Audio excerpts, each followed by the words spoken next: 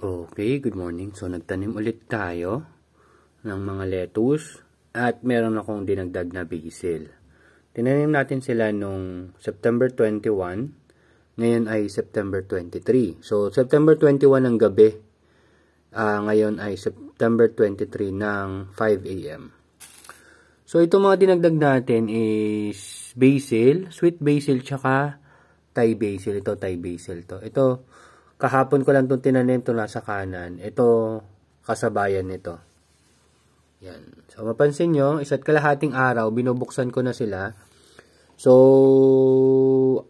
i-expose na natin sila sa araw. So, isa't kalahating araw silang hindi expose sa araw at naka-humidity dome, kumbaga. Tinatakpan lang natin sila para mataas yung humidity. So, yan. Okay naman yung germination. Mukhang 100% naman.